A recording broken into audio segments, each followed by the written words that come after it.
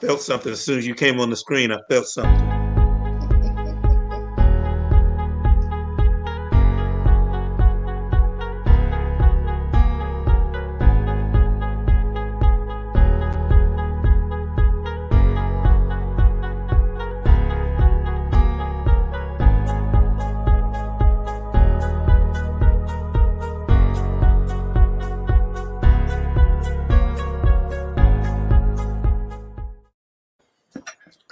Well, good evening. Ooh, Garrett's popcorn just popped up on my thing.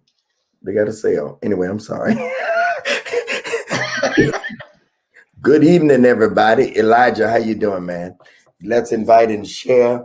I don't know how people live in the deep south with these temperatures at 90 something. And you know, I used to live in New Orleans, and the air is different there. I mean, you like the air conditioner. It's the heat index. It's the heat index. I'm saying the air just be like, whoo. Back in Detroit, it's like, ooh. But so I can't keep it on because it bothers my head and sinus. But now it's hot in here. I've had air on all day in Atlanta at 91 degrees and the index. But I can't take that air, man. Frank, you remember how the old preacher used to say, my grandfather used to say, that air hit my head. Yeah. But it's different. You got hair. But that air be hitting your head, man. Anyway, y'all come on in. There's about 70 people here so far. Hey, Angelica. Well, somebody called you. I meant to tease you. Somebody called you Angelique. I'm like, you can't see that name, say Angelica. Welcome, everybody, though. Welcome to When the Right One Comes, the men's edition. I would call your mama, your auntie, your grandmama, your sister, your sister-in-law. Call all the women and tell them there's some guys. I want to know who's sharing this, and then I want to know who's here and it's your first time. You're a first-time visitor in the church. If you raise your hand, we got a gift that we're going to bring to you. We got something we're going to bring to your seat. Well, we're going to put it on the screen because we social distancing. Glad to have all of y'all. Glad to have all y'all. Welcome, welcome, welcome. Sharing is caring. Shared 7 times. Look at you. I need to know who's first time. Any first time folk on here. Good evening, everybody. Welcome to When the Right One Comes. I don't know if this is safe or not because on the Clubhouse, they kind of attacked me. They kind of attacked me on Clubhouse. But it's good to have all of y'all. Week number 54? Yes, sir. Okay. Is it 54? Yes. Yeah, okay. Glad to have y'all on tonight. I'm your host, and hello, Shaniqua, prophetess. Everybody, come on in. Let me do what I told y'all. Let me invite and share. This is a conversation with all men giving their perspective. Men giving their perspective. Welcome, Cassandra Jerome. Man, her first time. Yay. Glad to have you. Who else is first time? Our first time visitors. We're going to put you up on the screen and celebrate you today for visiting. Thank you, Regina, for sharing. How y'all doing tonight? How y'all doing? Y'all doing okay? Come on in. Sharon is Karen. We've been going at this for 54 weeks. 54 weeks. Thank you. Who else is first time? Yeah, first time.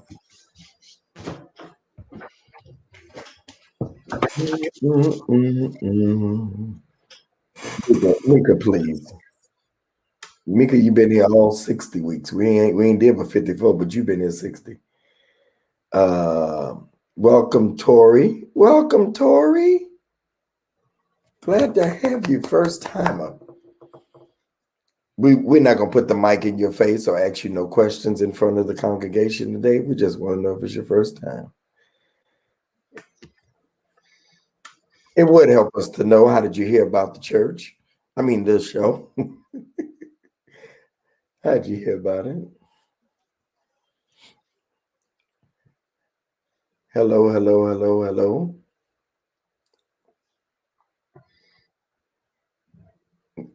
Frank, did you say stop wasting lies? Is that a new term? Yes. Stop wasting lies. I don't think I never heard that. You've been around old people too long. Stop wasting lies.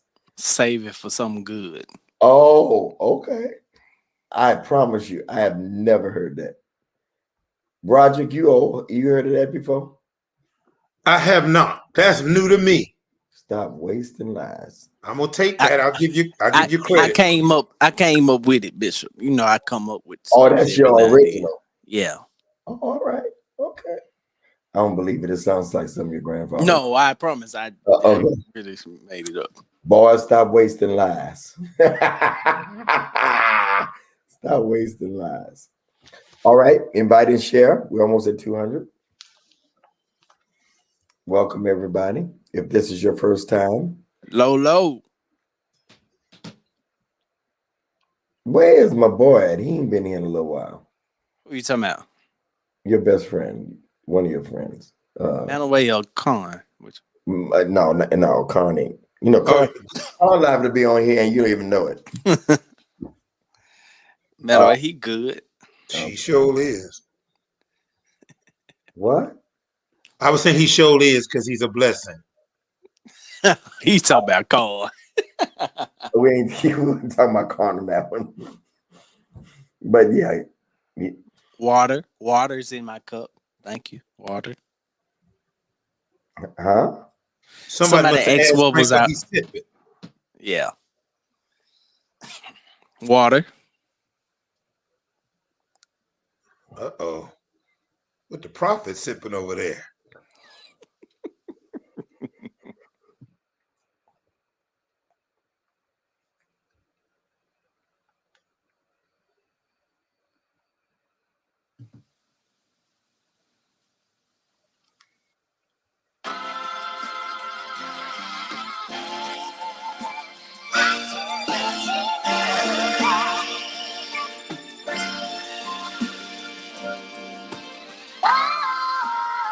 It's just water, I promise.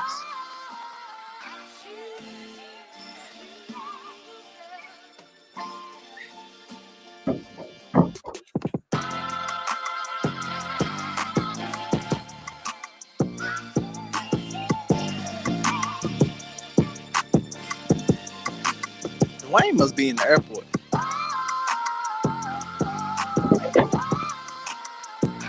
He is. He's trying to come back. He's trying to get back in town.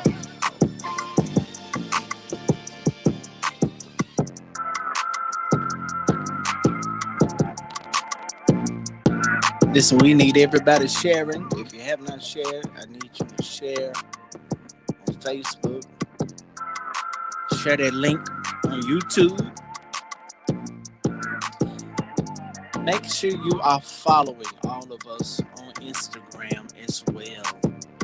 I believe all of us have our Instagram handle as our name. So make sure you're following us on Instagram tonight. Shout out to everybody coming in the room. Have you tagged anybody yet? Ready to have a good time.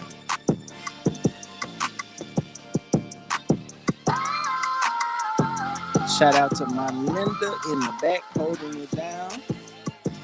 Thank you for sharing, Mary.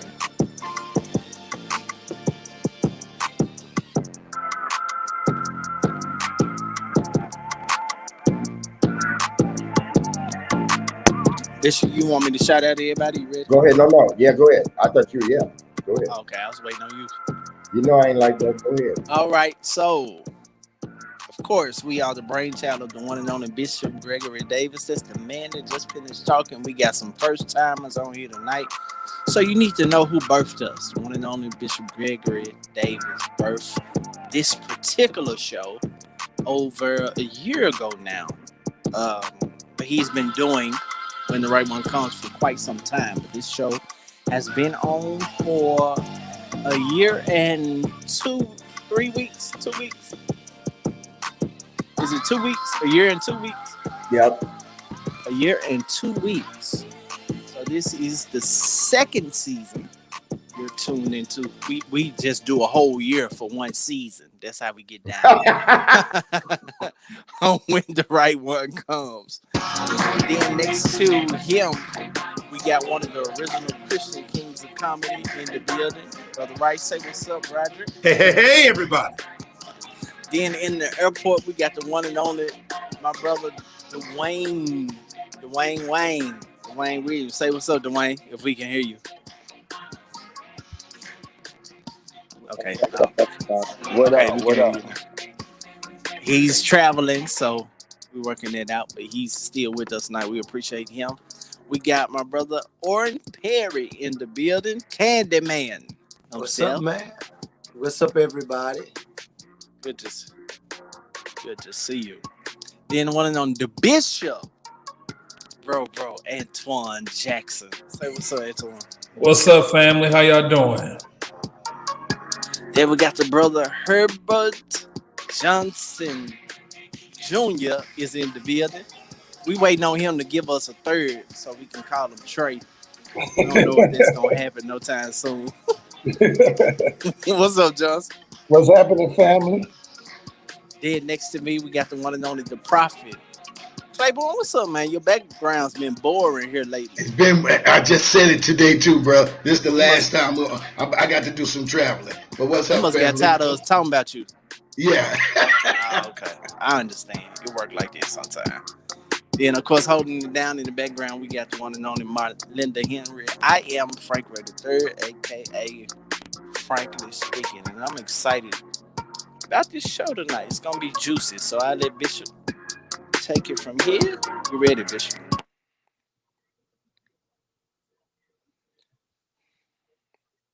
You don't have a Thank question? you. Okay. You don't have a question? Oh, No? I don't. I don't. I thought. Oh, my bad. Yeah, every week, man. I mean, you know, I can always. I mean, if you got one. I'm surprised you don't want to talk about the crates. Oh man, I'm so tired of them crates. That's like the new party luxury thing. What's up with the crates? I'm gonna do it as soon as when I get home. Watch. They ain't gonna. Hey, Frank. They ain't gonna stop till somebody get hurt real bad because it's just ridiculous.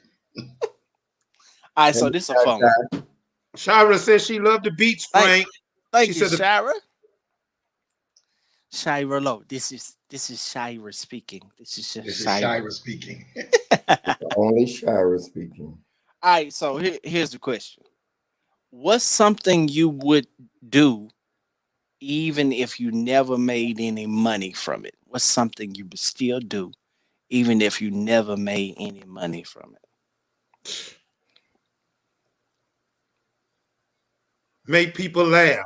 I've been doing it for 34 years, and many times I don't get paid. And most times I get shortchanged. My God.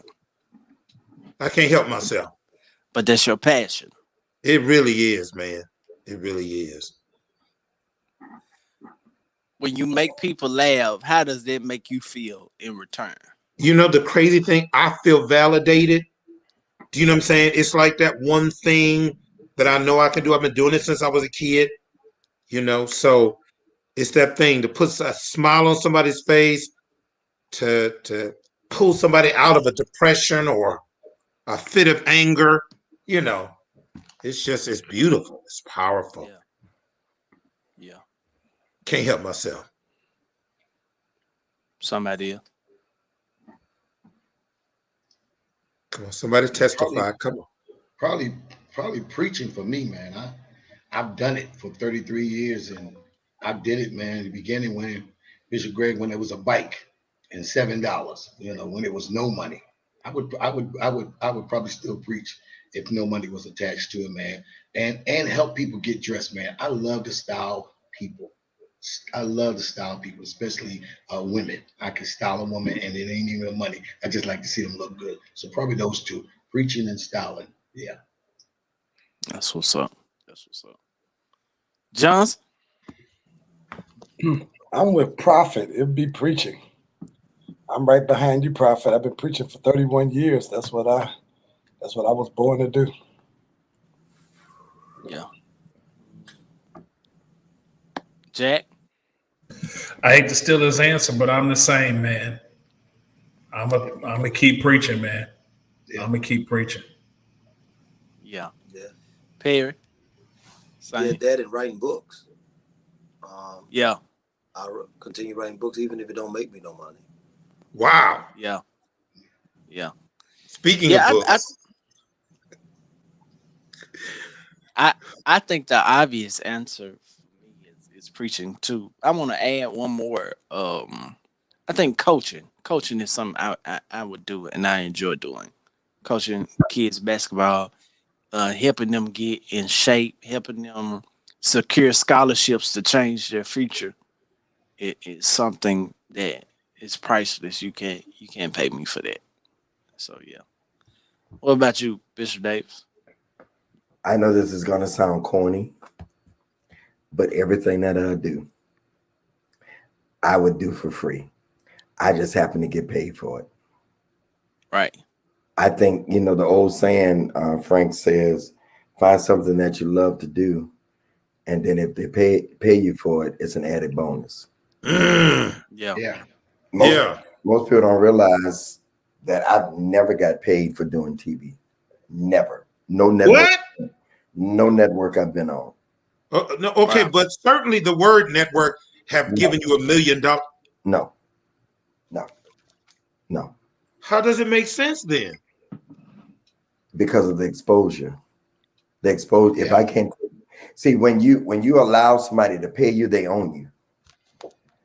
Mm. Yeah, they own you. So I have the freedom. I own my content. I own everything. And so if I don't know how to make money from being on Christian TV for 15 years, then shame on me. I'm boo-boo the fool. That's a whole nother lesson. That's a whole nother lesson. Wow, that's a master class. Because I said, boy, they are kicking him down. They probably have a limo come pick him up, and they just stuff him. My books and stuff, when I offer my books on there, of course I get paid for my books and stuff, but no, not a sal, never. TCT Network, Impact, none of them. You got me on that. I assume. So mind you what I said. I didn't say I said they don't pay me. Right. I didn't say I don't make money from it. Right. But it's no secured guaranteed check every week. I wouldn't make all the money that I've made if I did get a check. Yeah. That's crazy. I love it. That's encouraging and challenging. Yeah. I mean, I've been at it almost 15 years. I've been full-time in ministry for 30-something. I haven't worked a full-time job in 30-something years, 9 to 5. I haven't done that in I don't know when. But don't try this at home. Yeah. You better not. You promise you better not. Take it from all of us. And see, Trust me. And see that, hey Frank, here's a good thing to think about. I'm going to the subject, but can a woman take a man that don't get a regular paycheck? Yeah. Woo-hoo! I know a whole lot that can't in my own life. How do you get paid? How do you tell a woman how you get paid when it's from all different ways? She don't understand it. And she don't understand that you ain't never been broke, you ain't never missed a meal, you ain't never been homeless. You buy whatever you want to buy. Preach, sir. How do you explain to a woman the way that your lifestyle? How do you explain to a woman that you work for somebody that she can't see and you can't? That she can't see. How do you explain to a woman that faith is the substance of things hoped for, the evidence of things we can't see, that I live by faith, and some folk talk it, but they got all kind of other stuff going on? How do you explain to a woman that when the brook dries up, he got a widow woman that'll take care of you? Because the times that I have that one thing closed, something Bishop. open. So how do you explain, y'all? Watch yourself, Bishop. How do you explain to them? Because a woman wants to feel secure. And for us, having faith in the one we work for is security. Come on, sir. Bishop. But how do you show a woman that? And she says, you need to go out and get a real job. This is my real job. Excuse me. Real job. Thank you. Bishop, I went through I it. make more in one engagement as an honorarium than most folk. Me and Bishop Trotter used to add, we do better than some doctors. I mean, when you talk about an honorarium, I mean, if you got something to say, I ain't talking about people that just ain't got nothing to say. I'm talking about. So how do you explain that? How do you explain that? How do you explain that you work all day and all night and it comes from everywhere, and she's secure with that because she has a 9 to 5 and it may pay her good, but how do you explain that? Who wants to do that? But this is a good place to park because some women may not understand that, and neither do they want to be bothered with that. Ooh. They don't.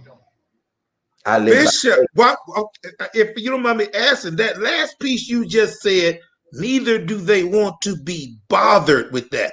No, because they feel like that ain't security. What's going to happen if something happened and ain't nothing happened in 30-some years? He never failed me yet. Bishop. I'm just Bishop. Uh-oh. You think we might get in trouble by what is exposed? I'm just saying. I mean, y'all smiling and shaking y'all head, but come on in. Because I mean, even Frank, who has an uncle a grandfather who has a major thing going on, and all that, but still, people, they ain't gone tomorrow. How do you explain that people walk out? How do you explain that you go from one thing to another and one thing to another? And then how do you explain to that person that they got to be nice to the people that you can't be going off because these are the people that, take care. Bishop.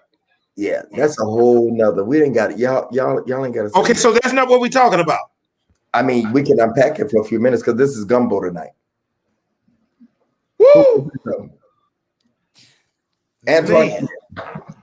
Well, Bishop, I've been full-time in ministry for 15, 16 years. And so this is literally how I live. This is how I live. I walk by faith. I live by faith, not by sight. The reason why you said, when Frank asked us the question earlier about what would I do without being paid for, what would I continue to do? It would be preaching, because I realized that my obedience to what I'm actually called to do is my supply. So my supply is that I am actually walking by my actual nature and purpose. And if you find a man that might be working a job, but he's not working in his purpose, that's actually insecure. I'm going to say it again. You might find a man that's working a job, but he's not working in his purpose. That's actually an insecure man. A man that actually obeys what he's called to do, knows what he's called to do, and dedicates his life to that is actually a man you can trust, because he's actually keeping his hand in his creator's hand.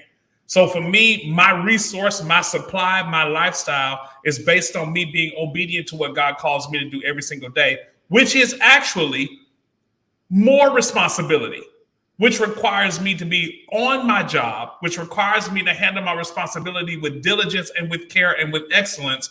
And when other people are sleeping, I'm working. When other people at home at 7 o'clock, I'm catching the flight back home.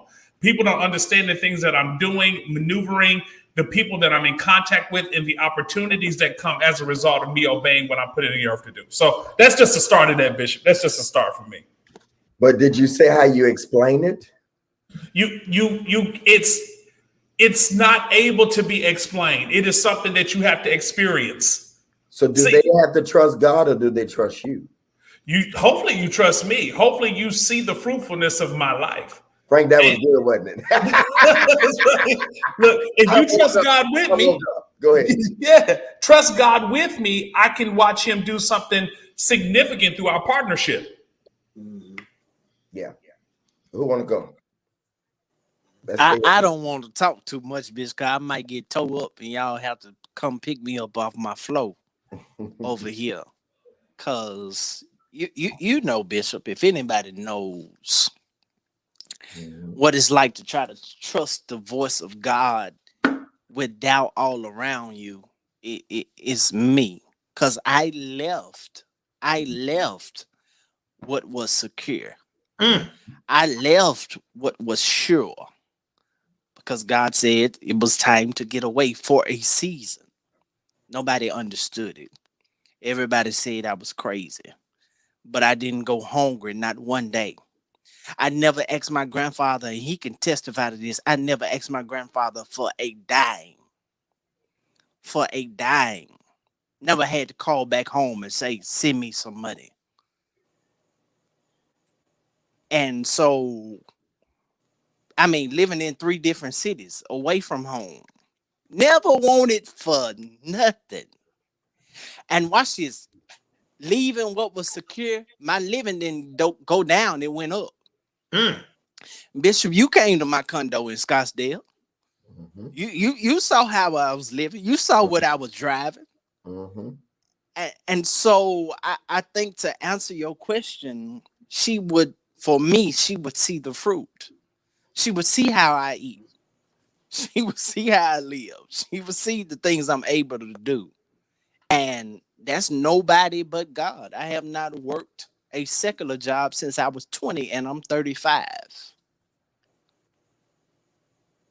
So yeah. But Frank, I want to ask you, and I want to pull you away from the spirit just for a moment.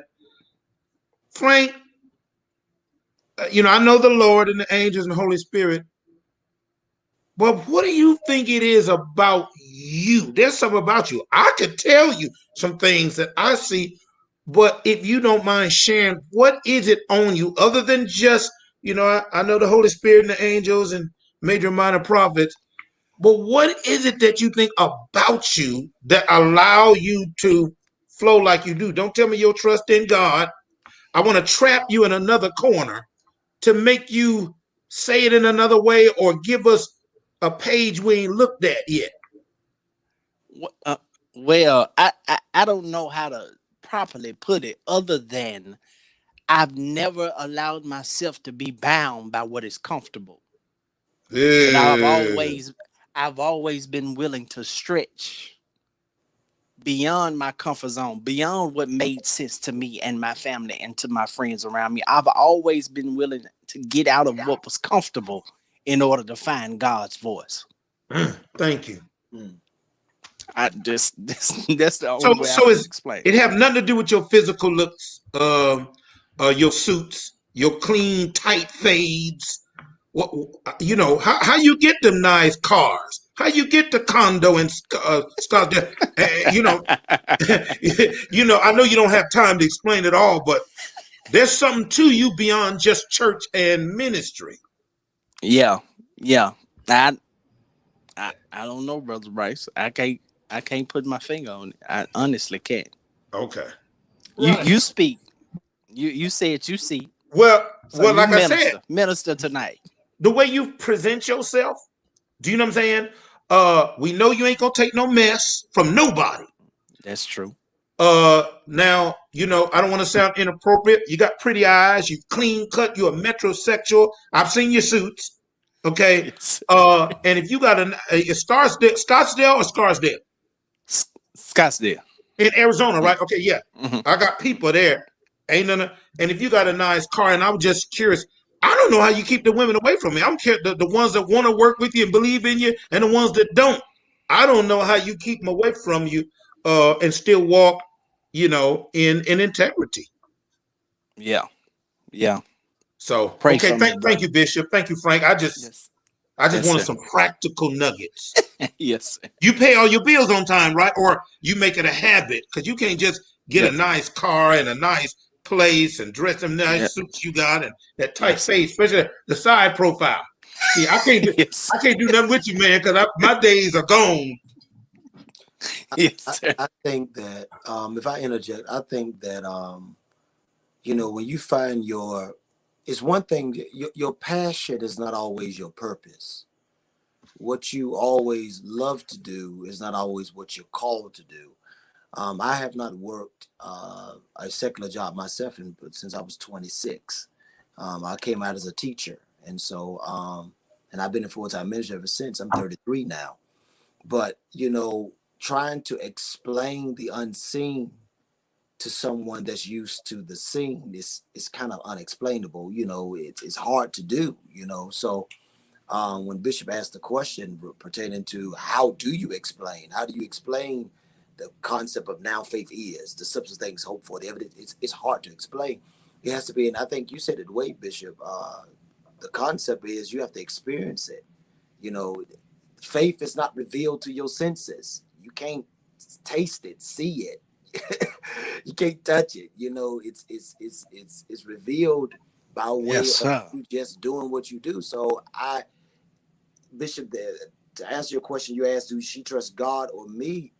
I think she should trust me, but I think also she should have enough insight to also trust God in me, more so than just trusting me, leading her. So I think, and I'm not trying to be biblical with it, but Eve said that God said to taste the fruit, which means a lot of times the woman wants to taste it more so than just see it. So my concept is that you have to experience it. There's no way you can really, because my purpose was found when I left my passion. Yeah. That's the truth. So, Yeah.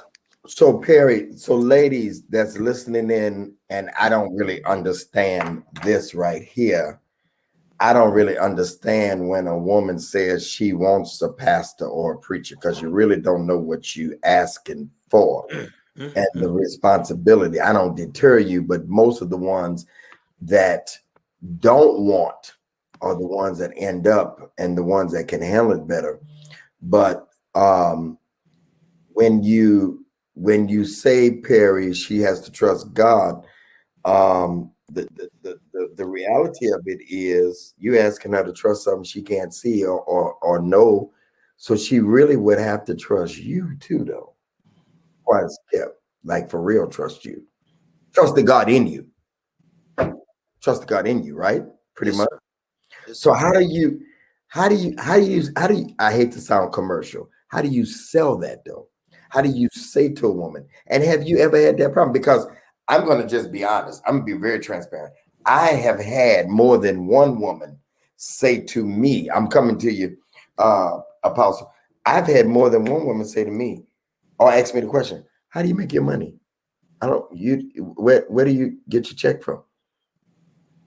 You know, I mean, and then you tell them all, it just comes in all different ways.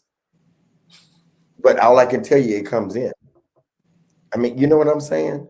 I've never, brothers, don't laugh at me, but no church that I've ever pastored has taken care of me. Not one. Not one. And I loved it that way.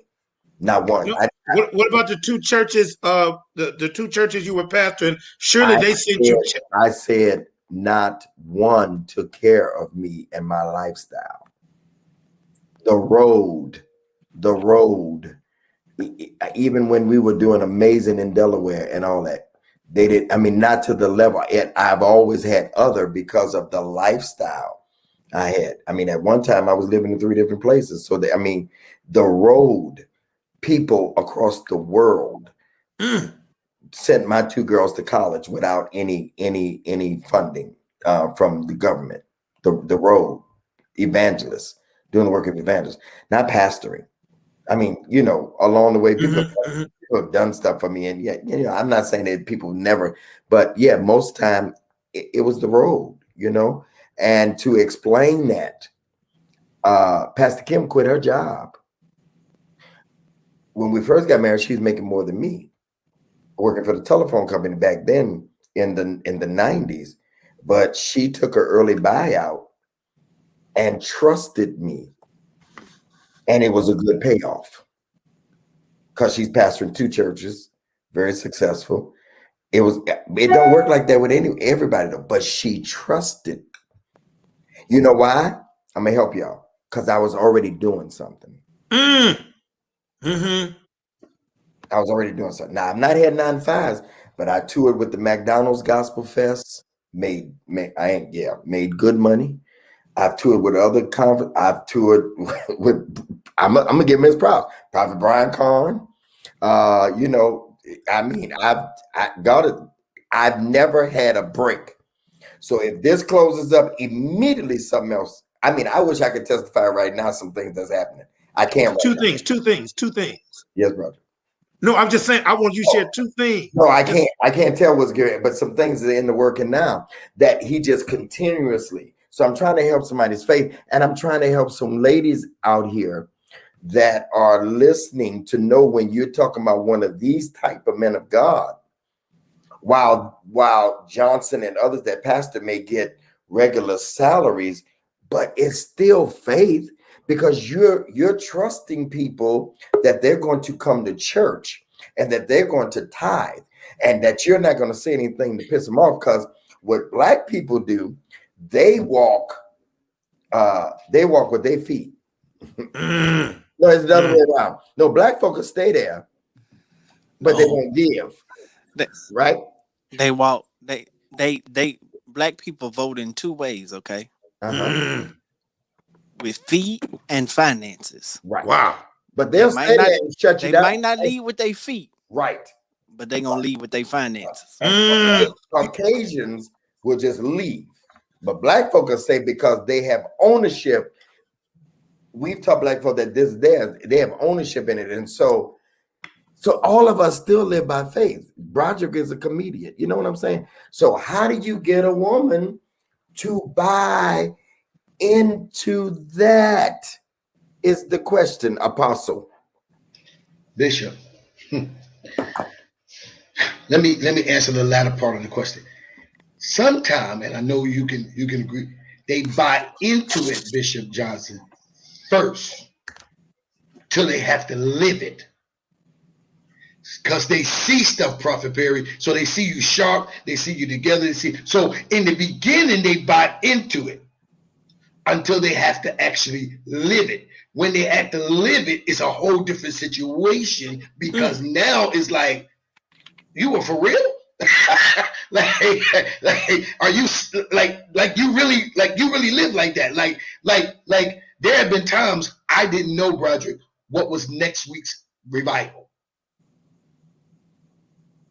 But by Thursday of this week, next week showed up. Or sometime, Prophet Perry, it don't show up till that Sunday night. And somebody say, oh man, can you stay over? Or somebody say, man, you blessing the people so long, can you run it? How many of us, and I know, Perry and Bishop, how many of us have started and it was a 2-day thing and it turned into a week? The people don't know it was only 2 days. But it turned into a week and it was so blessed. I have been, here's the other thing, levels of faith. Because I've dated and been married to people who were in ministry, but they were in ministry with a job, Bishop Jackson. They had a job. So I got faith, and I don't knock you got your faith, and this kind of full-time faith is on a whole nother level. Your faith and this kind of faith is on a whole nother, because this type of faith, I've been doing it for 33 years, and it went from $7 maybe, or no dollars, to what people see now. And I always tell people, don't get excited about what you see now, because God will send you ravens. There are more dirty birds that have happened in my life than ever, and I got to be honest with you. There have been people who have given me cards. The Lord told them, just handed the keys and the whole wrote the car off. What you got to pay? You ain't got to pay nothing.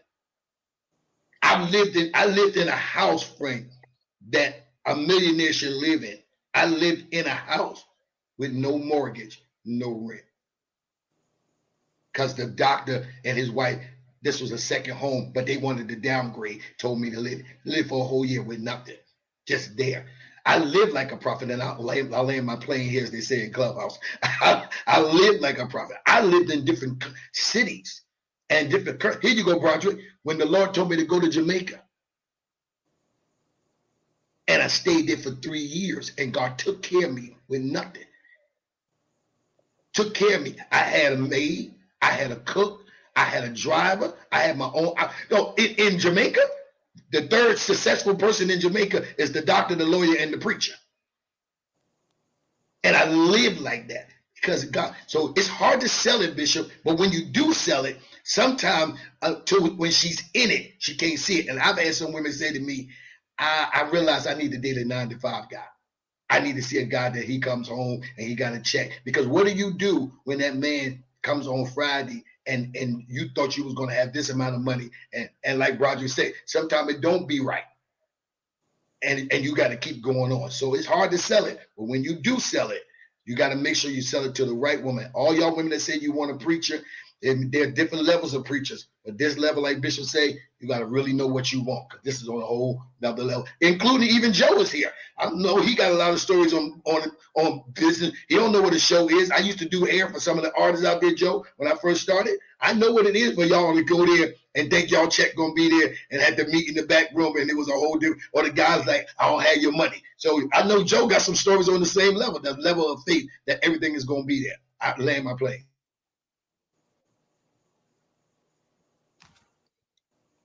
Bishop, you're muted. I'm sorry. How do you, Pastor Johnson, any of you, Rod, good to see you, Joe, tonight. How do you interpret this to a woman? How do you convey this to a woman? How do you get the buy-in from the woman? Johnson, how do you get her to understand? Does it take a special type woman to understand this? Or do you find a woman?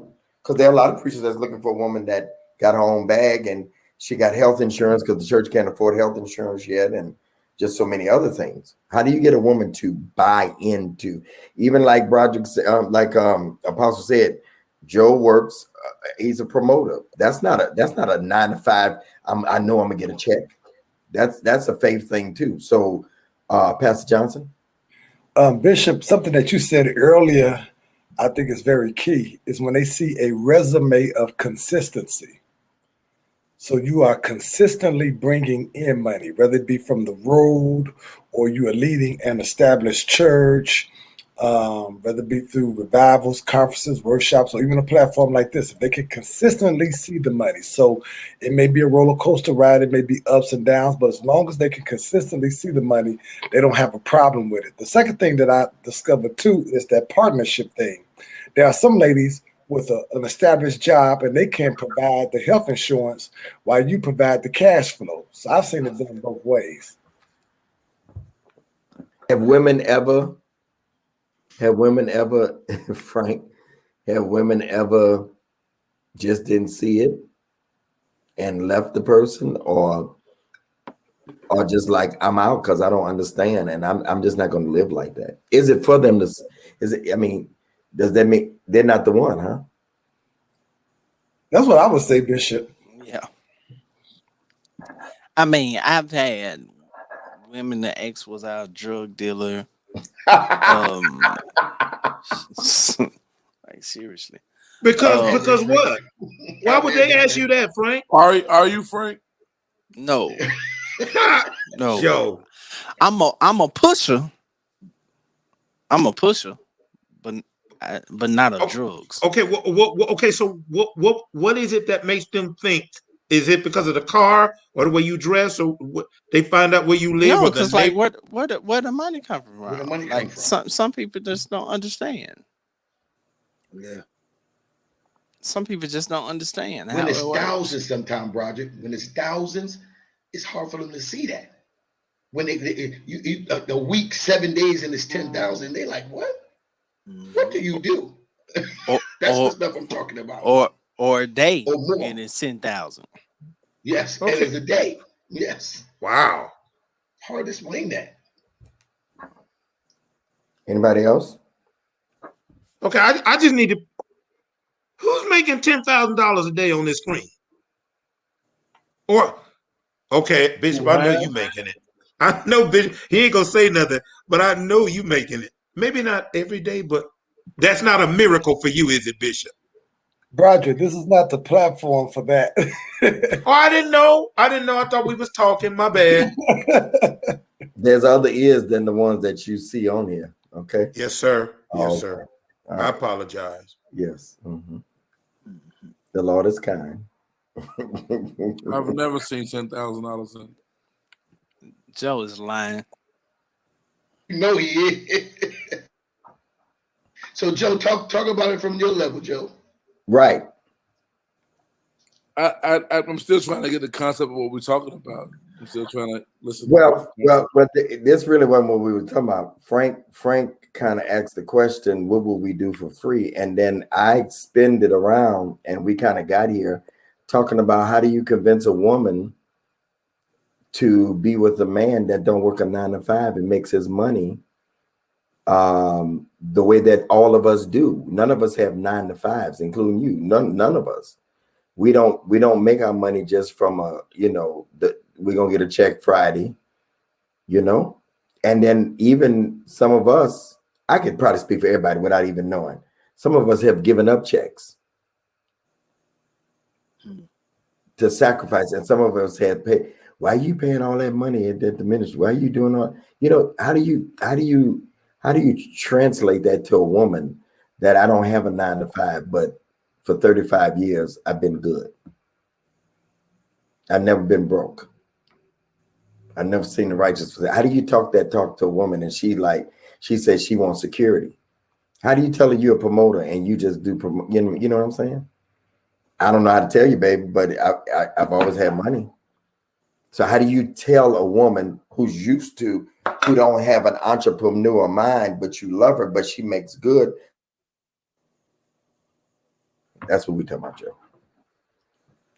I really think there's a special woman in this world who could embrace the spirit of an entrepreneur.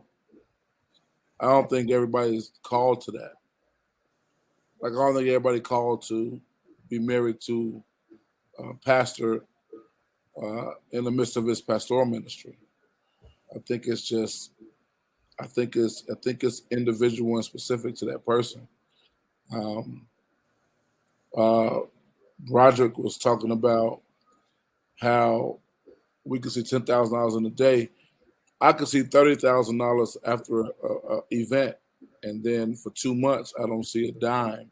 That's it. That's it. Yeah. Talk, sir, right there. It's almost like you gotta know that through this entire process that I'm gonna make sure that you're good, that everything's gonna be okay. And I think that, especially for us, those of us that are entrepreneurs that do business, we don't think about it, but at some point we got to start to be conscious on the type of security, Bishop Jackson, that we provide, even conversationally, to a person that's invested in us, because they don't understand. All they see is the nice dinners and the trips and the gifts. But they don't understand the pressures, because I haven't worked a job since 2001, but I remember, Claiborne, that there was a time that I was comfortable to know that I was going to get this amount of money every 2 weeks. Yeah. There's a comfort in that. There's a security and a safety in that. Thanks. But when I get to this entrepreneur side, and it's been a long time since I said a broke day, but it's not as comfortable, but it's also not as fulfilling as what I do entrepreneurially. I don't know if that's a word or not. That's the word.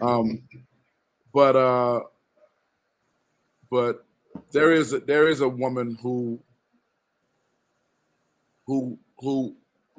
undergird, who nourishes. I hate to use the word fertilize because what it means, but who fertilize, who cultivate the spirit of entrepreneurship inside of a man that pushes him to do better. I always say this, and I don't know you guys been single or married or whatever the case, but the richest I ever been, Bishop, is when I was married. It's something about that pressure of what you're responsible for when you're married that pushes you to do more. I only try to just make it through the day now and just pay these bills and be able to travel and buy nice gym shoes. But I don't. If I had a wife and a family that I had to be responsible for, now, Broderick, I'm looking at college tuitions. I'm looking at retirement plans for both of us. I'm looking at vacation money 3 times or 4 times a year, and it changes the dynamics of how I work, and for those that are entrepreneurs, how I hustle.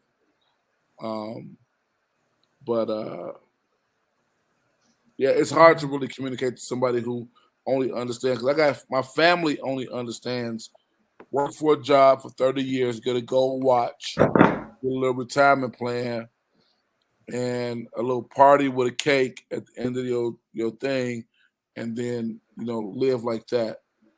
And I don't have that in me. I never had it in me. It used to sound so perverse and foreign to me, Johnson, that I couldn't even fathom the thought of being able to go into somebody else's job, help them become rich, make them millionaires and billionaires, push their agenda, do their work, do what they want me to do. When I got all these ideas and I got all these connections and all these resources and all this stuff that I'm able to do to create wealth for my home and for my family. But I think everybody not called to that. I think a woman needs to see me make, what are they making, $1,700 every 2 weeks? I would slit my wrist if I had to deal with something that basic. I'm sorry. Go ahead, I'll finish. No, Joe. Let's lean into something you said, and then we're gonna switch, y'all. Y'all all right with this conversation? Yeah. It's organic. Yeah. Yes. You said you may make, and we're just using this hypothetically. Can a woman handle you making $30,000 this month and not making nothing for another 3 or 4 months? But watch this. So Apostle will understand this, and those that have been on the road. He's been on the road just as long as I have. He'll understand this. Broderick may understand this too. If you are somebody that has traveled on the road, Frank, you will. If you're somebody that's traveled on the road, you know that there are up and down times. Okay, so I know that when it gets near to Thanksgiving, unless you're somebody that's just gonna go preach for any, because there's some guys that are, that it slows down, yeah. Between Thanksgiving and New Year's, until New Year's revivals, yeah, you better have saved up money. You better. I'm trying to help the ladies to understand how you live. And if you're a pastor, then you understand between right now in normal times, summertime. Well, it's summertime, but then it don't pick back up until September late because back to school. People go to school, yeah. They going to school. So you better know these dips, and you better be Joseph. You better be able to save in the times that, you know what I'm saying? And she has to, I'm always bringing it back to her. She has to understand this. Yeah. And then there's going to be another dip when you get to Easter, unless you real Pentecostal, they're calling you for Holy Week, but ain't nobody inviting you on Easter Sunday because, Doc, that's my pulpit. I ain't getting my pulpit. Unless it's a vacant church. I preached a couple of years for vacant churches that didn't have a pastor, and friends asked me to go cover. Yeah. But that's the reality of what we do.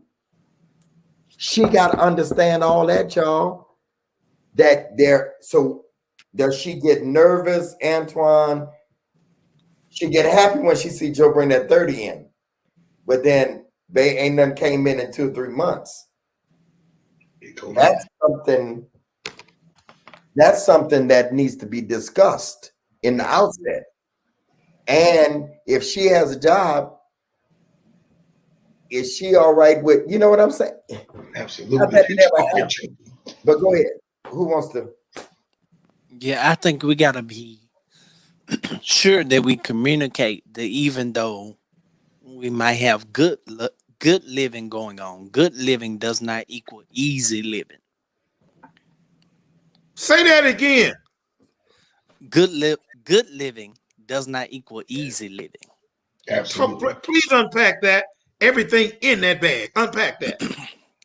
That just because you see us living good, that living does not come at an easy cost.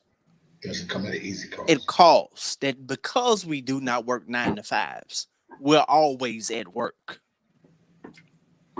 And Joker understand that. That's good, man. That's good, brother.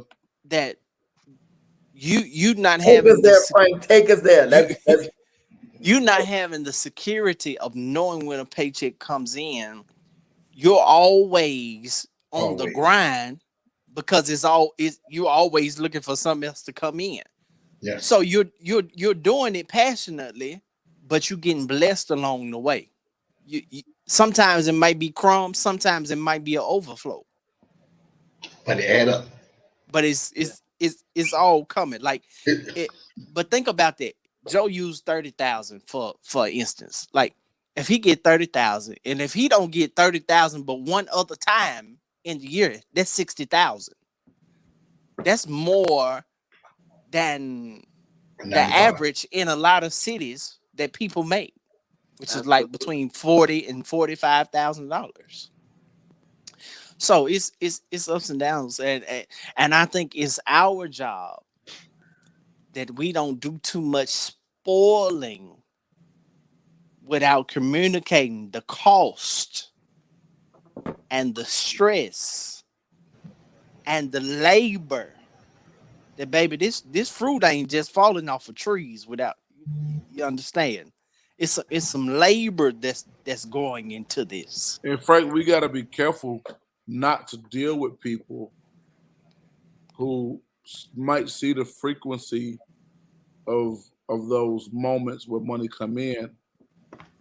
People that spend our money irresponsibly just because we're spending it. Yeah. I had a woman meet me at a restaurant downtown a few years ago. Frank, I did a live that went viral. And a woman, Broderick, she came with her friend. It was 2 different cars.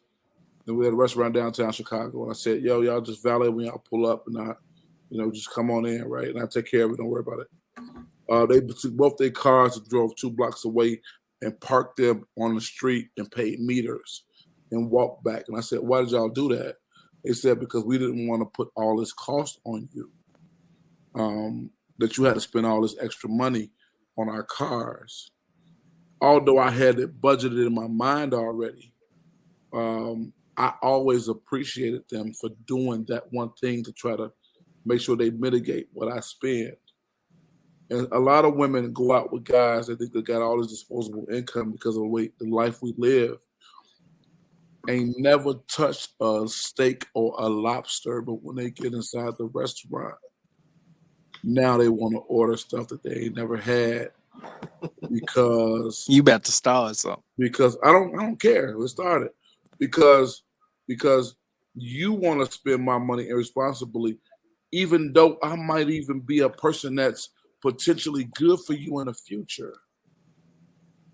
But because we're in this phase of talking, and now you want to spend my money irresponsibly, if you think that I might be something good for you, and don't even think about it in the beginning, even when you enter the relationship and you still spending my money irresponsibly because you don't really care about our future or my future or what's happening with me. All you see is what's in front of you.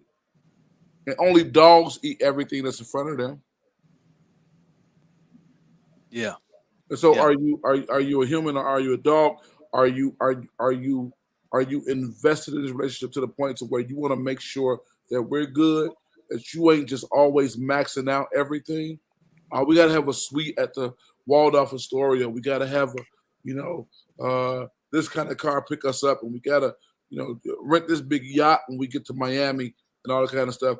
Because if you don't care about how responsible I am with my money, then you don't care about me, and you don't care about our future, and you don't see me the way that I want to be seen.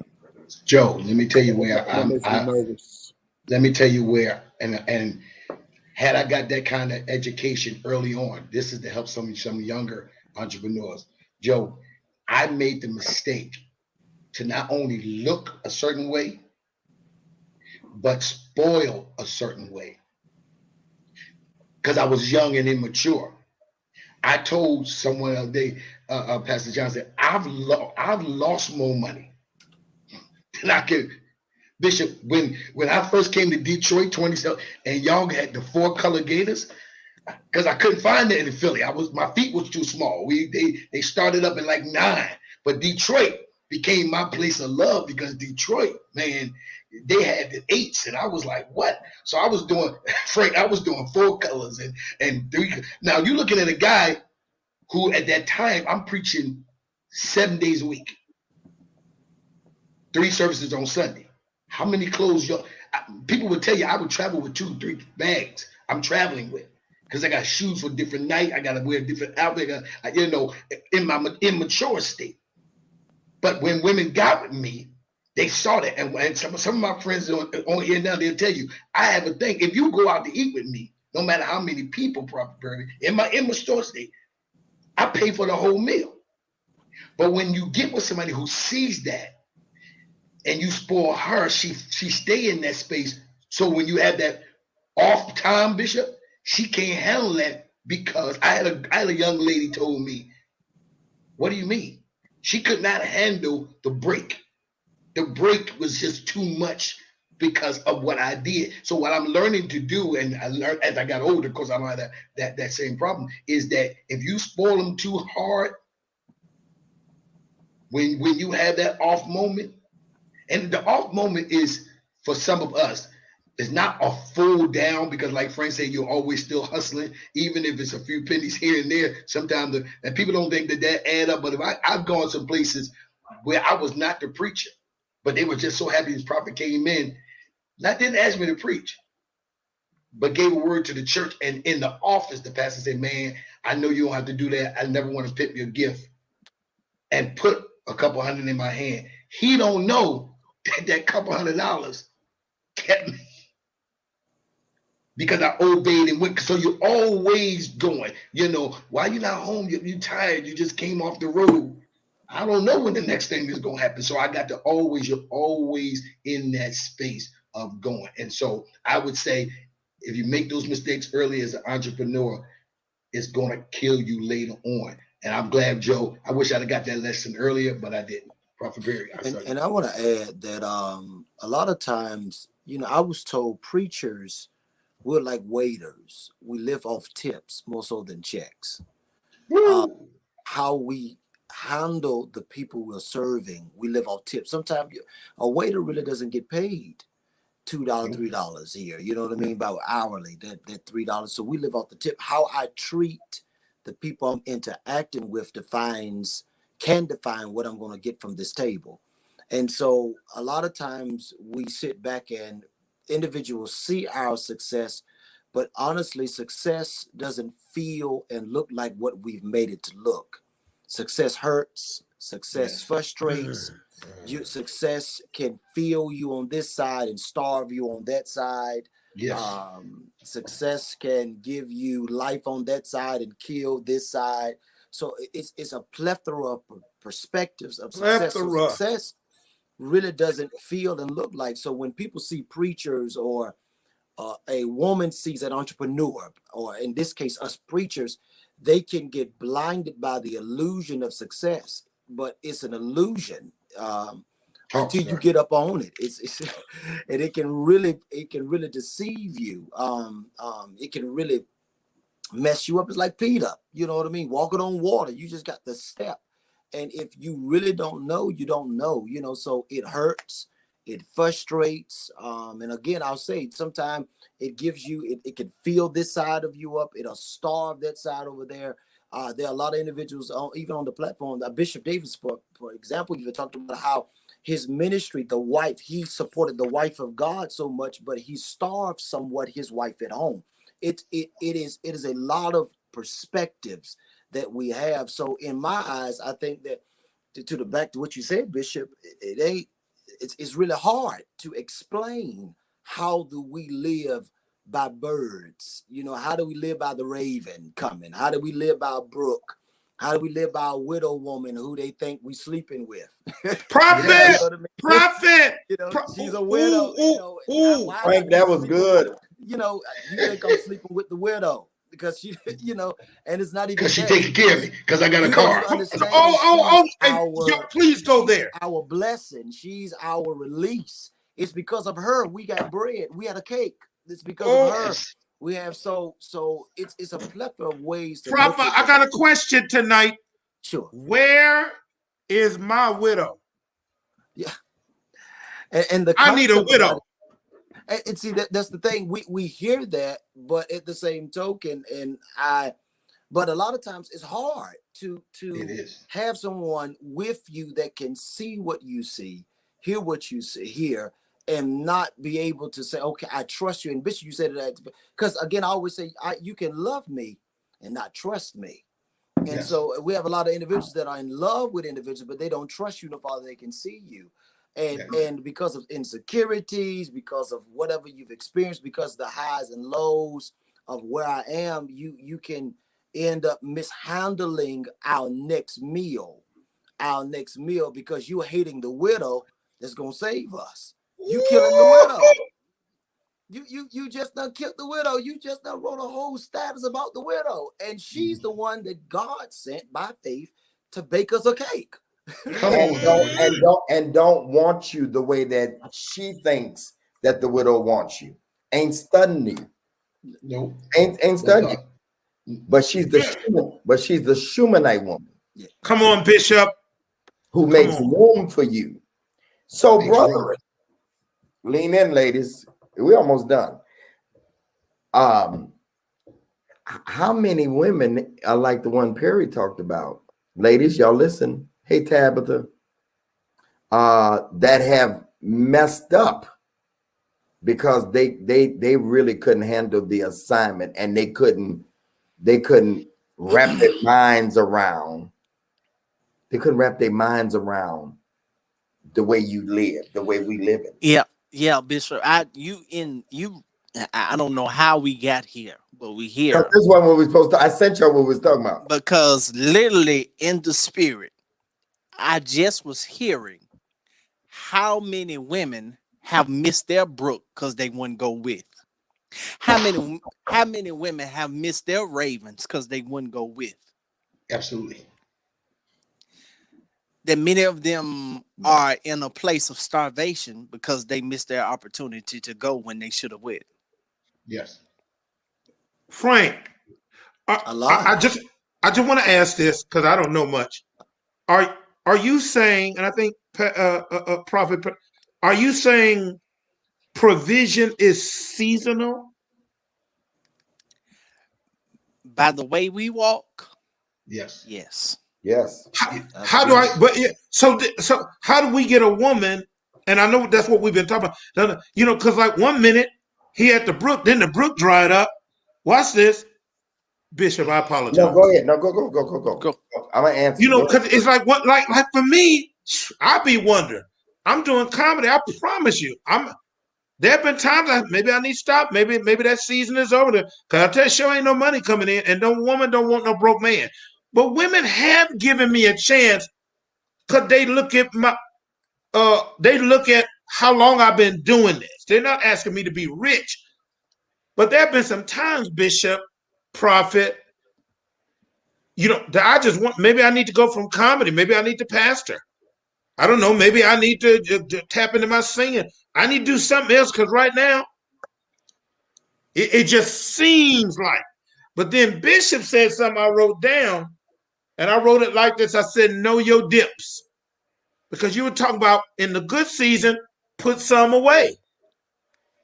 You know, and But so they can't be aggravating you in the dips. They have to understand the dips. And brethren, it's up to us to help them understand that this 30 came in today, but it may not be the next time. It be three for another 3 months. You know what I'm saying? They have to understand the dips. That's where the aggravation comes in. It's already bad enough that I'm believing God for it, but I don't need you to be aggravating me while I'm believing God. And watch this. This is just me talking. Broderick, it may just be, I keep hearing for everybody. You got to pivot. I'm in a pivot right now. I'm pivoting, man. You see WTROC? That's a pivot. That's a pivot from traditional pastoring. That's a pivot that's a pivot. This is a pivot. So when a woman says to me, I'm boring, or when a woman says to me, all you do is work, you don't understand. I'm not in the dip right now. I'm riding the wave. I don't make waves. I stand on the beach and I catch waves with my surfboard. And right now it's a wave going and I'm in a work season. I know how to rest. Trust me. But right now, while it's flowing and the wealth is being transferred over and we in this thing, I am in a work season. I'm in Atlanta now away, but I'm not here. Everybody say, oh, enjoy yourself. I'm not here for that. That's not what I'm here for. I'm here for a change of scenery so I can continue to be creative. But we are in I'm me. I'm not talking about nobody else. Because what my season is may not be nobody else's. But for a woman to tell me, you do not enjoy yourself, I done traveled almost every 50 state there is. You know what I'm saying?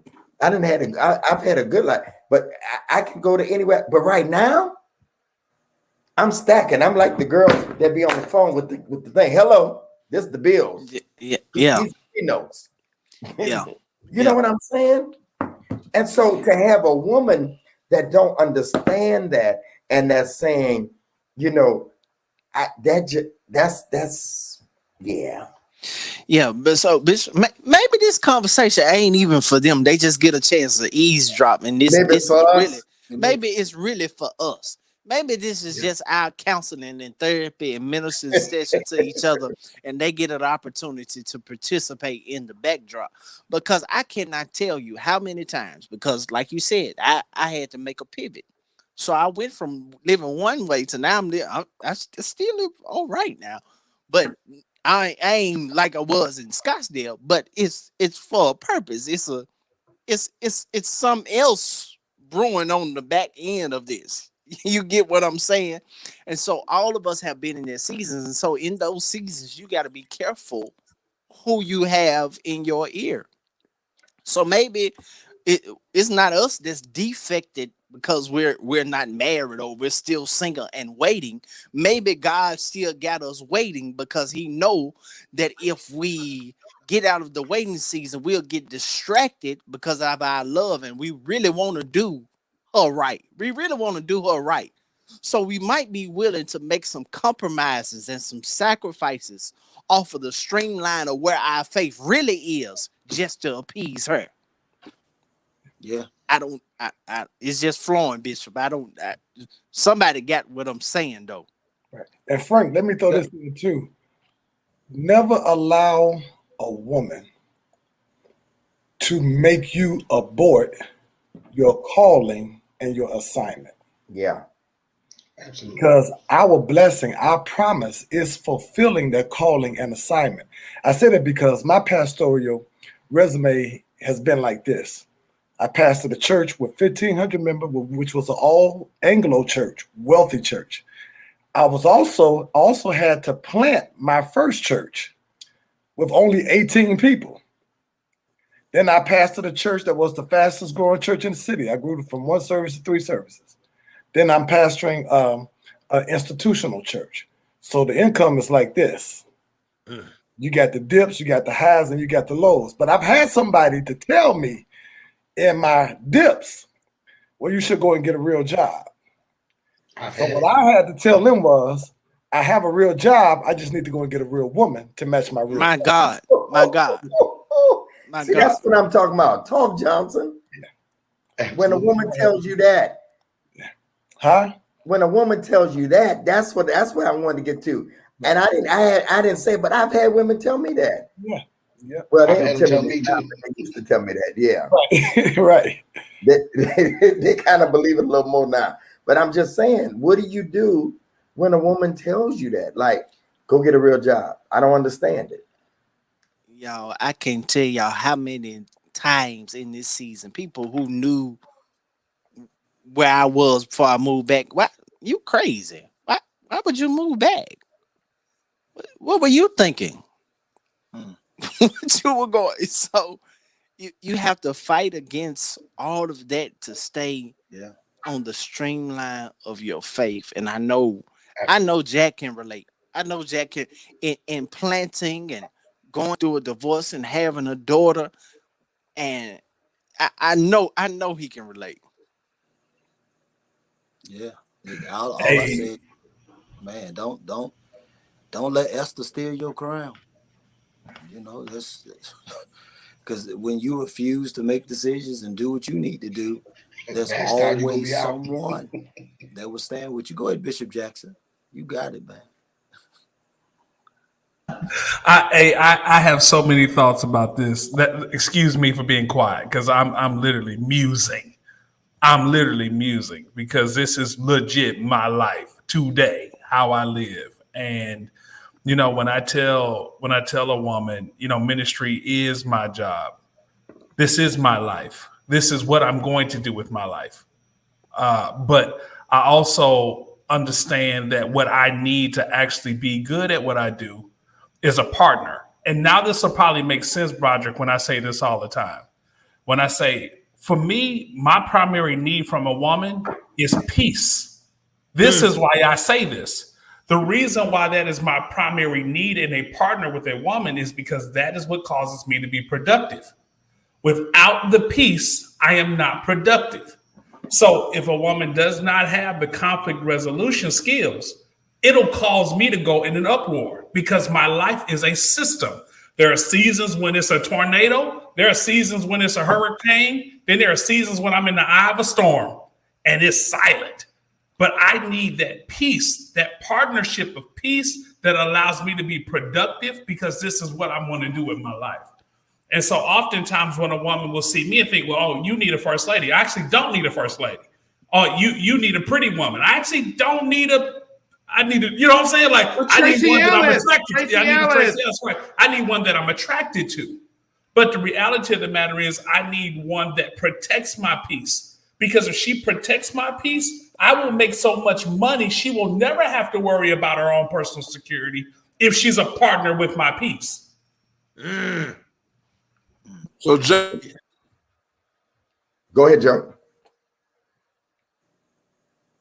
You on mute, Joe. You on mute, Joe. You're on mute. I'm sorry, I apologize. So, having faith in God is not enough. You kind of got to have faith in me too. Yep. You kind of got to know what you attach yourself to. You gotta know. You gotta pick up with what kind of guy I am, and that come hook or crook, come hell or high water, we not missing no meals, we not getting evicted, none of these cars getting repoed, and you're gonna still be able to hit the mall occasionally. So you gotta believe in the person. Kanye said in the song, when a guy couldn't pay the bill, but he had to wash the dishes. She said, while he's washing those dishes, watch him. He's gonna make it into a Benz out of that Dobson. Look at his ambition, baby. Look at his eyes. So you got to be able to see the ambition and the hustle and the strength inside the man that you're attached to. You know when a guy ain't got it. You know when he ain't got it. You know when he don't have that push or that grind or that ambition to do what he need to do. But then again, you see a dude when you know not only is he gonna hustle, but something inside of him that's attached to his masculinity that's attached to his purpose, is you're gonna always be good because you're with me. And because you're alive, I'm gonna take care, Claiborne, everything under this roof with a heartbeat. You better believe it. It's gonna be okay. Everything under this roof that breathes is gonna be okay. Whether it's a woman or a baby or a dog or a goldfish. It's gonna be okay. Everything's gonna be okay. And so I think that men have a responsibility to, whether subconsciously or not, project that, and women have a responsibility, subconsciously or not, to discern that, so that we'll be making the best decisions when it comes to stuff like this. Yo, and I also want to say this because I think we have a faulty definition of the word work. Because we think that the word work itself means it has to be hard, when the word work comes from this term ergon, which means to become. So work means to become. So when you see a man that is giving himself to what he is created to be and to do, the man is working. Fish don't go to swim school. Birds don't go to flight school. They swim, they fly. I preach. Because I know what I'm called to do, that I'm supplied. Hey, Jackson. Yes, please sir. let them know that there's a difference between. I'm sorry, Joe. I'm sorry, Joe. The preacher in me just got happy, brother. Yes. Let me go back on mute. He didn't kill me tonight. No, he did good. I just need to know, and I'm not a preacher. I'm the only one on here that's really not a preacher. Broderick is a part-time preacher. Bootleg. But you bootleg. Go ahead. But my question is there a difference between work and a job? Absolutely. Absolutely. Y'all get that mixed up. There's a difference between what's work and a job, and they don't intermingle. I ain't had a job in 35 years. Bishop, I had a job since 2001. I know it means different, but I don't. Yeah. I wouldn't know what to do with a punch clock. I'm with you, Joe. I haven't had a real job since 2001. Yeah, if you're looking for a man that got a job, I don't think none of us would be the ones. Now, if you're looking for somebody that work, we ain't the right ones. Yeah. And then see, we work all night though. We some of us don't sleep. We were working. Bishop, like you said, it's 12 o'clock. That one video, that video should go viral for around the world. That one video you did, it was about lonely, but you talked about some other stuff. You said, I'm just getting in the bed. I've been up all early this morning and I'm just getting in the bed. Because Oprah says, I worked harder when I became my own boss than I ever did as a regular job. Because Frank, you always up. I keep a book by my bed. I keep things going on. I'm always writing some stuff. What's the next things? I'm always sitting up answering emails, looking at this, looking at that. You work harder as your own boss than you did working a regular 9 to 5. And so we are always kind of, Bishop drives and still working. He's walking and still working. Like he's not doing a regular workout. That's not the guy that's just working out. And even when you look at Bishop AJ, I'm sure in his workout, his mind is running, what's the next thing they're going to do when I finish this workout? It's a never-ending thing when you're dealing with an entrepreneur, and it's hard to sleep next to an entrepreneur because he might not be asleep. He might be resting, but he ain't asleep. or maybe it's the other way around. Maybe it's something, but you know what they try to say? He ain't never rested. I guarantee you right now, Bishop Mind is running even while we on this show right now for what's the next thing. Ain't no hours when you're doing your work. Ain't no hours when you're doing your Hey ladies, y'all want to get with these guys that's got it going on and that's building industries. The next Jeff Bezos, the next Steve Jobs might be on this stage, but you want this dude to relegate his time, his mind, his inspiration, his research to a 9 to 5 p.m. Yeah, you got legacy makers, you got world changers literally on this stage around me right now that I can look in their eyes and see the exploits they're going to be able to accomplish. But you want to get with these guys and relegate them to an hour structure? It's impossible for you to expect these guys with all that's in them, and if you can't see what's in them, if you don't have this discernment to see not just the anointing in a church and the preaching, but the gifting that's inside of them, the ability to create and build inside of them. And if you want to relegate those things to a 9 to 5 or to our structures, then you don't need a guy like us on the stage. And I'm gonna tell you something. You're gonna see familiarity, because y'all getting to know us a little bit now because y'all been around a while. And I'm sorry I ain't been around y'all. I hosted an event every Monday, and I told them I had to go. I wanted to be here tonight. I don't know why I wanted to be here tonight, but I see why I wanted to be here tonight. Y'all see the possibilities and the familiarity that's inside of every guy on the stage that you're going to find out in the world that's not going to be us. And you got to listen to what we're saying so you know how to handle this world changer, this industry builder, this person that's going to come up with an idea. We ain't just church. Bishop Jackson, you ain't just a dude that's relegated to the 4 walls of a church. Bishop ain't just a preacher. I talk to Bishop all the time, and 9 times out of 10, we ain't talking about church or preaching. He's talking about industry and business and building and employing people and paying people. And so if you think that you're going to relegate these type of men to hourly structures or to places, oh yeah, you got to go to your church office and then you come back home to me. And real men who are called, Broderick, write this down, real men that are called to greater will not always, because y'all think it's just an excuse for us to go do garbage because we need freedom in our time. Real men who understand that our time is limited with what we got to build and what we got to do and create. We don't have time to mess around with foolishness. So I tell you, I'm in my office and I'm writing, I'm building, and I'm structuring. It don't mean I'm at Susie's house with my ding-a-ling out. I'm actually trying to build things, structure things, fix things, create things, because what's on me, there's thousands of people that got to eat off my idea. And if I don't manifest, people will starve. I'm sorry. Bishop, may I ask a question? And I know we're turning. So, and just want to make sure no woman is on here feeling like, Joe or anybody is attacking them or bashing or correcting or bashing.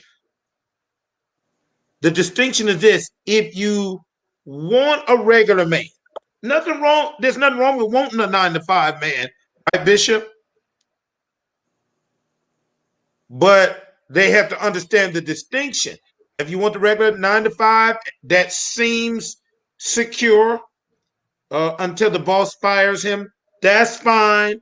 But if you want a Bishop Greg Davis, if you want a prophet, and I see all these guys, I've been seeing most of these guys even before I met them. I didn't know. It's okay to have either or, but just be clear, Bishop Jackson. It's okay to have. It's okay to have either or, right? 1,000%. 1,000%. I think what we're saying though is, excuse us, my daughter's putting ice in the background. Yeah, I was like, what is it? I knew what it was. Yeah. Give me some ice water, you good, baby.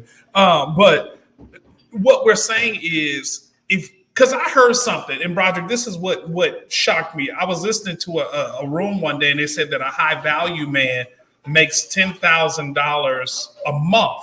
And if he doesn't make $10,000 a month, then he's not a high value man. And I was like, well, you can cancel me then, because I don't know what I'm gonna make a month based on what I do. And so, but my thing is, I'm so dedicated to my purpose. I'm so dedicated to what God called me to do with my life. To me, my value is based on my self-worth, not based on how much money I bring home. What we're saying is, if you want a man that sees himself as valuable, whether he works a job or not, What you want to see is his actual self-investment. How does he actually think as a man? What's his own worth? What is his vision? If he doesn't have a vision, if he does not have money management skills, if he does not know how to manage whether he gets $10,000 or $1,000, then I wouldn't get a man that works a job and he can't manage the money that he's getting from a job that he works. To me, it's about the principle of the man. It's about the structure of a man. It's about the way that he actually thinks, the way he manages his life. That's more important than whether he works or not. So one of the things that keep coming to my mind as we are talking is track record.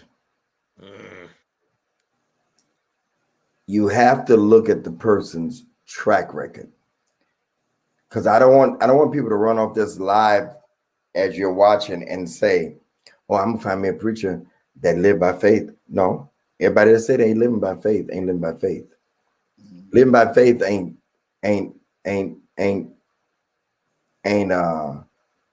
bouncing checks. Right. No, I mean there's some people that's how they bouncing checks, or kiting credit cards, and you don't know your way out. Living by faith is really living by the drumbeat of God, because then you got to add to something that we're missing. You got to add to the entrepreneurship, Perry, faith. Because we're not Warren Buffett and we're not Bill Gates. You know what I'm saying? They go by their logic and what they feel and sense. You call that discernment, but we add to the entrepreneurship, Jackson, faith. Yeah. We live by faith and not by sight. And so you have to find somebody that's willing to live by faith with you. That's willing to live by faith with you. That when you're in between that when you're in that dip, they ain't nervous, because you got what you've been doing right now. You can't make me doubt 37 years of living by faith. Not me. Not me. No, you can't make me doubt. I know too much about him. Come on, Ray. You can't make me doubt him. I know too much. I know too much. Watch it now. Because I have lived by faith. And ladies, if you're going to, this has been therapy for all of us, but if you're going to when you say you want a man of God, that's part of his MO, to live by faith. Absolutely. That's it, Lois. You got to be on one accord. You got to be on one accord. You got to be in harmony, that you're believing God with him and not aggravating and saying, so what we going to do about this? What we going to do? No. You in faith with him. Now, we're not talking about foolishness. Fred Price had a book, Faith, Foolishness, or Presumption. No, we ain't talking about that. We're talking about pure faith. Pure faith. And that's what the gentleman, Roger, can't tell you how he's made it through COVID this season. All he know is that every now and then, Frank, a dirty bird comes by. The dirty bird. That God used the dirty bird, the raven, to come by and bring a little water. Y'all ain't saying nothing. Yeah.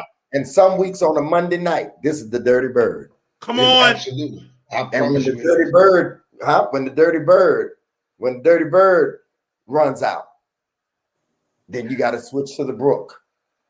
You got to switch to the widow woman. Yeah. Yeah. For some of us, y'all ain't saying nothing. Yeah. Come on, Bishop. It's our ministries. God gives us God, and that's why you can't have nobody in your life.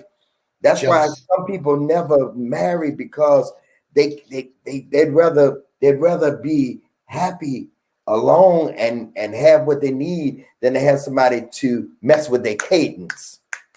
Their cadence. It's a cadence. It's a cadence. It's a cadence. Bishop Walker talked about that when he first took over folk gospel. He said, when I used to go spin every Saturday, well, just about every day of the week, I would spend. And my instructor would tell it, come on, get with the cadence, turn the thing. It's a cadence. And we all be doing the same cadence. That's what we need in the marriage. That's what we need in the relationship, that we all in the same cadence. And for me, I almost spoke in tongue, period. Come on. Me at this point, I'd rather be by myself than for somebody to mess up my cadence.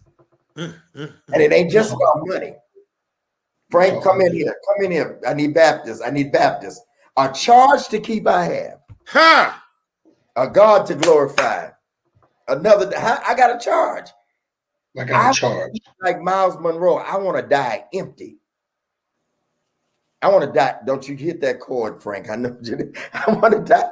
I want to die empty, where there's nothing left in me, and I just need somebody that's not going to irritate that, but celebrate that. Ah! I don't need to irritate that. So tonight, I've been itching to do this. I've been itching to do this. I've been itching to do this because tonight, this ain't about the show. This ain't about, I'm led of God tonight. This ain't about the show. That's why I've been irritated, because I just been aggravated, because I don't want nobody to take it the wrong way, because I feel a God moment. And I ladies and gentlemen that's watching, ladies and gentlemen, I feel the energy of faith in the house tonight. That's what we've been talking about tonight. We were going to talk about Marlon Wayne, whatever his name is. Yeah. We're going to talk about him being in love with his mom and all that. That ain't what God wanted. Frank, thank you for your question, because it took us a whole, and you didn't even have that plan. That's when the Spirit of God is moving. Absolutely. So tonight, I want those of you that are watching, thank you, Shira. You gave $100 already. Thank you, brothers that already gave. But I want everybody. I know it's week 50. 5. It's really week 55. I just checked. I apologize. Oh, it is 55. Yes, sir. You know what I was about to say? I don't care if it's week 54, but the Lord told me to ask for a $55 seed. Wow. And it means double grace, double favor. It ain't got nothing to do with the weeks. It has to do with the faith seed tonight. What are you believing God for? What are you trusting God for? Some trust in horses, some trust in cattle. But we will remember that the name of the Lord is a strong tower. I don't mean to preach. Preach, please. What I hear tonight is not just about relationship. It is about you having faith. And ladies, Father, I pray for every woman that is believing God, for a man of God, that their faith will be tonight as they give, that their faith would be taken to another level, that they will be ready, that the man that is praying for them and they're praying for the right man at the same time, he will already be charged with faith. Faith, God kind of faith, real faith, not hooking and crooking, but faith. I pray for them now. I pray for them now. I encourage these brothers tonight. I pray for them now that are younger than me, that they will live by faith. They will never want, they will never lack nothing. We pray it now. I want you to get the seed. Melinda, put the other thing up. Put the other thing up. Put the other thing up. The bigger giving. The bigger giving. I want them to be able to see it. I want you to go to $ Greg Davis 10. I'm going to bless the brothers. Don't worry about that. But tonight, I want those of you that would stand with a seed of 55. There are 5 of you that can give 155. This is a seed of faith. And when you drop the seed, and I might say, when you drop the seed, I want you to say faith. This is a faith seed. Flood it now. Come on, $55. This is my faith. My faith looks up to thee, O Lamb of Calvary. God, increase my faith that I'll be ready for the man of God that you have already ready. I got to have faith before I get to him. I can't have faith when I get to him. I can't have faith. I can't learn faith when I get to him. I already want to be a woman of faith. So God, as I sow this seed of $55, double grace, double favor. Do it now. Do it. Sow the seed. Say done. Say done. As you're giving, say done. All the giving ways, all the ways to give is there. Thank you, Erica Harrison. Thank you. Thank you, Erica Harrison. Thank you. Thank you. Thank you, Joe. Thank you, Shannon Moss. Thank you so much. Shira, thank you what you gave. Hallelujah. But I want everybody that will sow that seed. Sow that seed. Sow that seed. Tiffany Garth, double grace. Double grace. Courtney Anderson, 55. Faith. Sow that seed tonight. This ain't about the show and what number it is. I didn't even know it, but the Lord spoke to me 20 minutes and said, I know it's week 54, but you asked for 55. And then Broderick had messed up and with the number, because he's the number keeper. But I know what God said. If you've never given before, I want you to give that double grace tonight. And it is so, Christopher. You're right. And it is so. And it is so. And it shall be no otherwise. And it is so. And it shall be no. Stephanie Bruce, thank you. Thank you. Thank you for the seed tonight. Hallelujah to the Lamb of God. Match your faith. As Perry said, mirror your faith tonight. Come on. Come on. So thank you, Shaniqua Scott. Thank you, Prophet. Such a great supporter. Thank you. Thank you. Come on, y'all. Come on. There are some of you, the Lord has instructed you to give more, to give it. This has been a ministry tonight, not just a show, but it's been ministry. It went a different way. I promise you, we were going to talk about compromise. We're going to talk about other stuff. And I talked to Joe before this thing, and I heard noise in the background, and I just thought he was talking. He said, tell her to send me the thing tonight. I said, Joe ain't getting on. But he had to get on because he had a testimony tonight. Because he lives by this also. He lives by this also. You ain't got no 9-to-5ers on here. You ain't got nobody is a 9-to-5er. There's nothing wrong with it. Let me say that again. I need you all to sow tonight. I need you all to sow 55, 55, 55. Come on, sow that seed tonight. Believe God.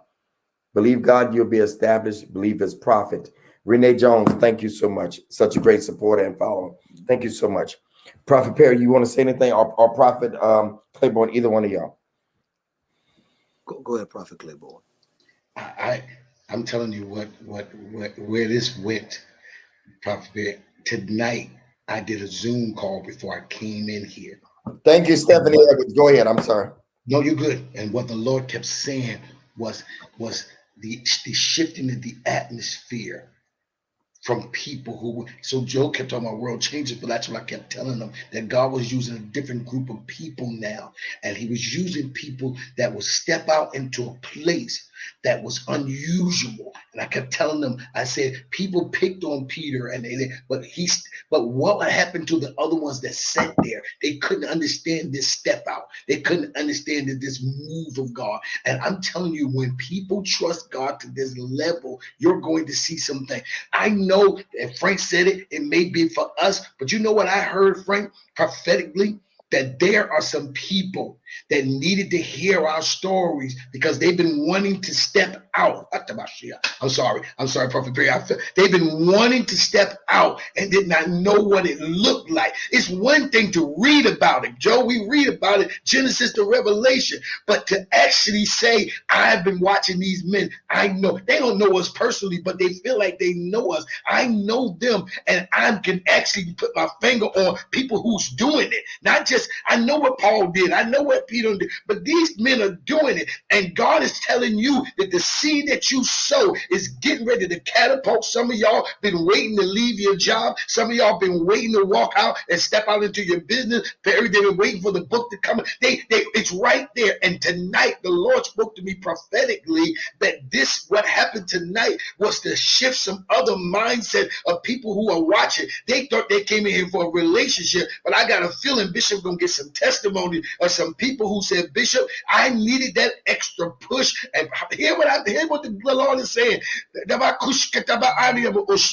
That there is about 10 of y'all that if y'all would try, well, I'm sorry, y'all know how I get some time, probably, that the Lord said there's about 10 of y'all that if you would trust God with 155. Why 155, prophet? Because that 100 seals that isn't complete, I'm completing what the Lord is going to do. There is 10 of y'all, if you would jump out there right now. Don't think think about it. Don't question it. Write the check right now and say, I'm moving it because the Lord has said, this is for you. You needed to hear all these men say what it takes to do and trust God and faith in God. And the Lord said, Bishop, more than you can imagine is going to happen tonight. Not because you can imagine, but the Lord said, I want to show you that what I promised to do for you is going to be even greater than this. And God is doing it tonight. This is the word of the Lord that the Lord spoke to me. You know, Forbes, the world-renowned global media source that focuses on business and investing and technology and entrepreneurship, leadership, all the above. They've coined this statement called entrepreneurial faith, where they say that an entrepreneur have to have faith. Isn't it amazing how a third party don't even believe like we believe speaks of faith? Forbes says in order for us to tap into the level of success that we think we should have, that we know we should have, we have to have conviction. We have to have action. You have to understand it. So I'm telling you tonight, this ain't no hocus pocus. This is strictly off script. This is really the Lord troubling the water for you. And when you begin to sow and believe God, that 55, that 150, whatever level you're giving on, I'm telling you, it is impossible not to see God work. You know, growing up, we would always say, Frank, you can't beat God's giving, no matter how hard you try. You know, and I live that. We all live this thing called faith. There are individuals watching right now that, you know, you're trying to even start your business. You're even trying to start your realm. You're trying to understand. You're trying to support your significant other's business. You're trying to do whatever you need. I'm telling you, there's nothing that a seed can't do. Money answers all things. Money is an answer. You know, even when we can't even pray, you know, and that's one concept of that text. So I encourage you to sow in the level of faith. If you're giving tonight and you believe in God, don't give believing in God and you don't believe in you. I'll tell you, believe in you tonight while you're sowing that 55, that 155. Thank you, Bishop. Thank you all so much, the two of you, for sharing. All I know is what I heard, and it's up to you to respond. The $55 tonight, double grace. Thank you, Tamara Lots, Misha Brown, Stephanie Edwards, Renee Jones. There are, and I know Prophet Claiborne heard from God. I know there are those that are supposed to give that 155 tonight. And this is beyond just trying to raise money for the show. This is a seed of faith tonight. I live by seed time and harvest. You show me a seed, I'll show you a harvest. You show me a harvest, I'll show you a seed that was attached to the harvest. And so today, I pray that the Lord will move on you. There are at least 5 more of you that can give the 55 tonight. The enemy will always try to hinder you. Well, this ain't nothing but a men's show. I ain't going. No, if you didn't hear God in this tonight, even the way the conversation went, it was a God thing, because this was not my own expertise of just being a great host. This was spirit led by God tonight. So sow that seed of 55. $ Greg Davis 10. PayPal, contact Greg Davis. All the giving is up there. Pastor Frank, you take it and close it how you want to close it, sir. You started this. Man, I don't know how we got here. All I know is we got here by the Spirit of God that led us in this direction tonight. I was ministered to tonight. Tonight, I feel like I got my why. I got my why tonight. I had been praying, asking God some things. Why this? Why that? Why this has not transpired yet? And tonight, out of all y'all mouths, I got my why tonight. Cause it was gonna cost too much. Mm. It was gonna cost too much. I was gonna be too distracted because of where my heart is. Because of how I love people, how I want to do right by people. So y'all can decode that how y'all want to, but I got my why tonight. And I'm grateful for that. I'm trying to quit. I don't want to talk too much, bitch, because I'm really full. I'm really drunk. And not with bourbon or gin or vodka. I'm serious, y'all. I'm really drunk, and I'm really fighting back tears tonight because I really felt God on this conversation tonight, and I feel God. Wow. Let it flow, Frank. Even now. No, this ain't. So Perry, you take us on out. I can't keep talking, Bishop. Seriously. Yeah, again, Frank, I could feel God too, and I think it was just not, the statement "physician, heal yourself" tonight really was for me. I could really feel from each one of you all's conversation of also why I haven't done. It really hit me. And so again, I pray that while you all are sowing, while you're giving, that you will tap into this, because this is not just a conversation, but it's healing, it's therapy, it's ministry, it is strength, it's healing, it's wholeness in it. And so I encourage each one of you all to continue giving. And I want to say this. I want to thank Bishop Davis for being a voice that can hear God, because sometimes we can do things and we turn around and the physician gets sick. We forget that, sometimes physicians get sick, and we up here are physicians in our own right. So I want to thank you so much, Bishop Davis, for hearing God tonight with this. Again, you all continue sowing. We speak the grace of God over you, and Bishop Davis will say prosperity will build your borders. And we speak the word of God in your life now, Bishop Davis. I'm done, y'all. We're going to leave the giving information up for those that didn't want to miss nothing you want to give. Do so. Marlinda, thank you, as always, for being all of our boss in the chat and private. But seriously, love all of you. Joe, good to see you tonight. Pastor Dwayne just landed, and so that's why he's not on. But you all continue to give. The giving information will be up in a few minutes. Love you all. Appreciate you all. Good night, everybody. Good night, Bishop. Good night, brothers.